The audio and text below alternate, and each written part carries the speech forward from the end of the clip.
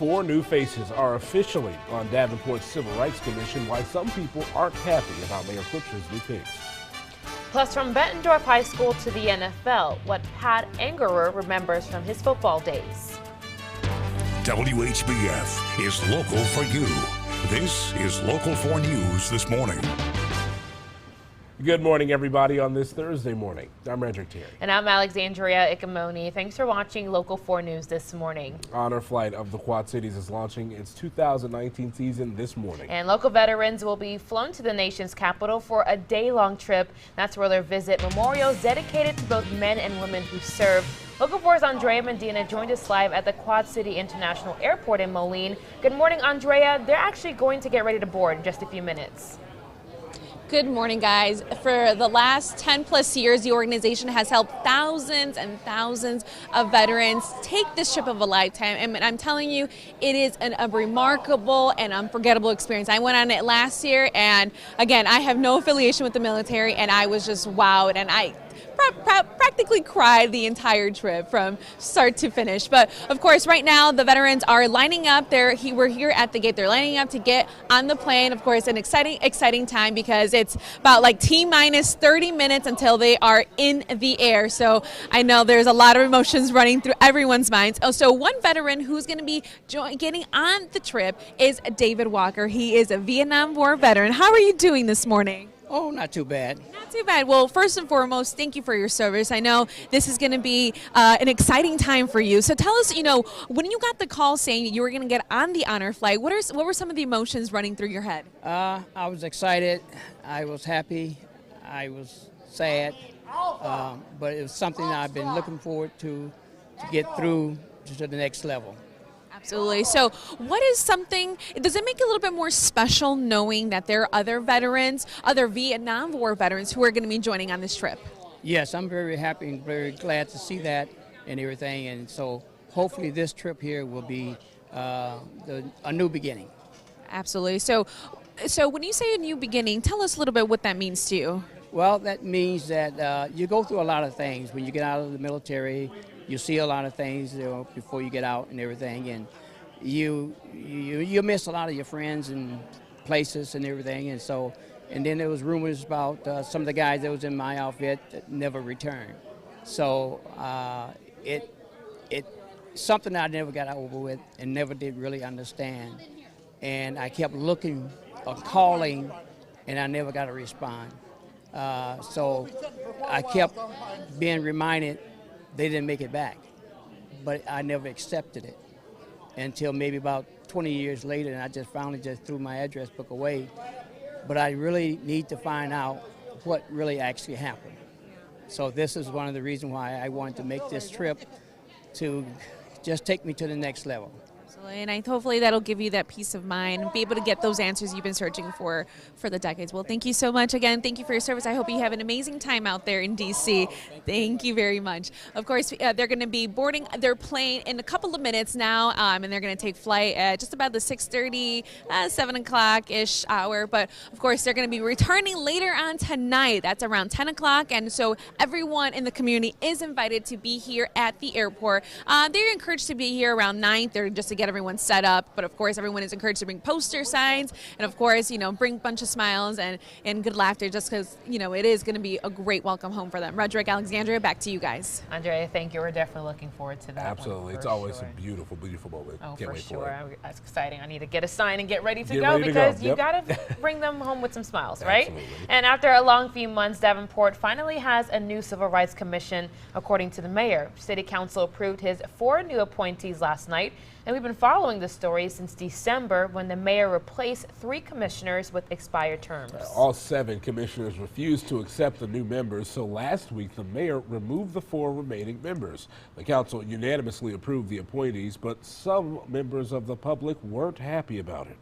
If you pass any changes to the Civil Rights Commission, then you are ripping history away from the civil rights fight. As a citizen of Davenport, it's very unsettling feeling being embarrassed on a national level. Act right. Y'all are embarrassing all of us. And those comments came after the council had already made their decision. One of the commissioners the mayor removed was in the crowd. Her attorney says that she and ex-commissioner Shiley Garrett have filed appeals against their removal. The mayor says it's time to move forward. I hope that people just give them a chance, the 7 people, to give them a chance to be able to do the important work of the Civil Rights Commission. And this has, what we have been really almost forced to do, did not change the Civil Rights Commission ordinance at all. The new commission is scheduled to have its first meeting next month. An attorney for the previous members says they are considering legal action against the city. 2 people are seriously injured after a car crashed on an interstate ramp yesterday afternoon. Police closed the ramp onto I-74 east from Interstate 80 westbound for some time while they investigated the 1-car wreck. They say a Chevy rolled over as it was getting off the highway. Investigators believe the driver may have suffered from medical conditions that caused the crash. On a lighter note, Pat Angerer enjoyed a standout football career at Bettendorf High School and the University of Iowa. Then in 2010, it was his turn to wait, listen for his name, and dream about a career in the NFL. Adam Rossler recently sat down with Angerer when he talked about those experiences. It's part of our series leading up to the NFL draft in Rock Island.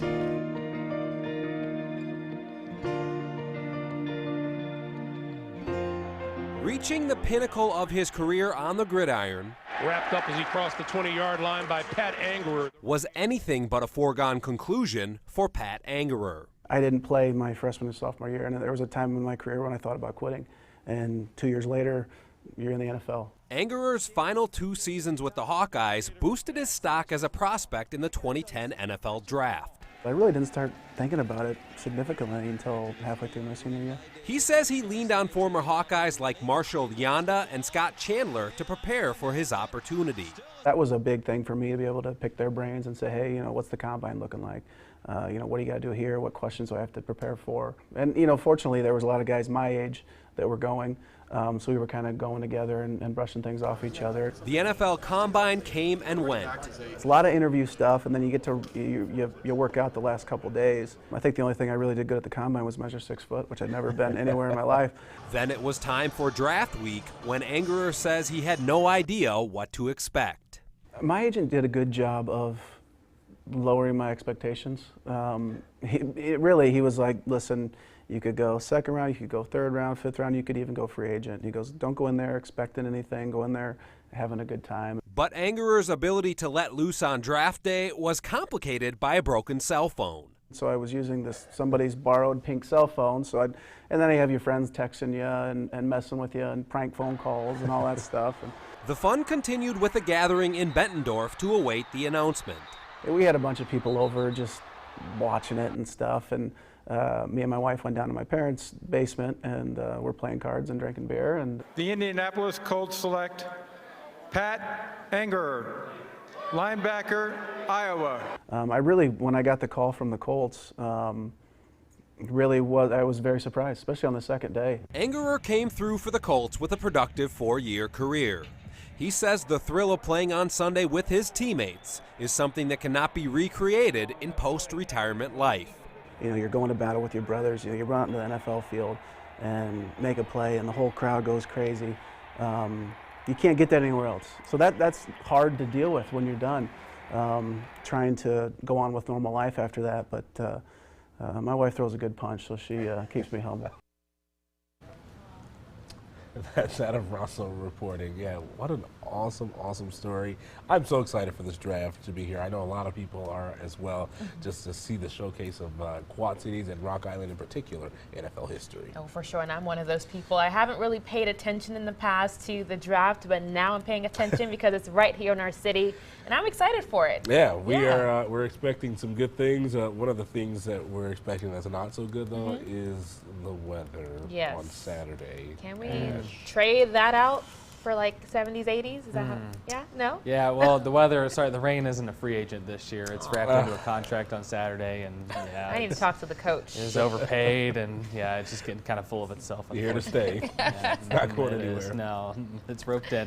Oh, yeah, unfortunately not that great here looking Saturday-wise, but as far as today goes, to kick off the draft, things will be very nice. A little foggy right now this morning southwest of the Quad Cities, with hardly any visibility in Washington and Fairfield, and very reduced visibility in Burlington and Mount Pleasant. Clear skies otherwise, plenty of sunshine outside right now. Clouds are going to slowly try to build in throughout the day. That's coming from the northwest as a cold front makes its way into the area. But for right now, just fairly cool, and by the afternoon we're going to climb to the lower 70s thanks to that sunshine outside. There are some showers there off to the north and west in southern Minnesota and northern Iowa. As you can see, those showers will be here by this evening, mainly right after that evening commute, or if you have a late evening commute like 6 or 7, that's kind of when we'll expect it to start up. 72 the high temperature though before that, so enjoy it. And tonight we're back down into the 40s. Yep, another day where it starts to cool off a little bit at night, but that's no problem because during the day it looks like it's going to be nice. It's going to be very nice. All that sunshine outside will be really great. I know every day is a Whitey's day, but today might be another special day. It's a good day for it. Coming up, getting to know a loving cat looking for a good home.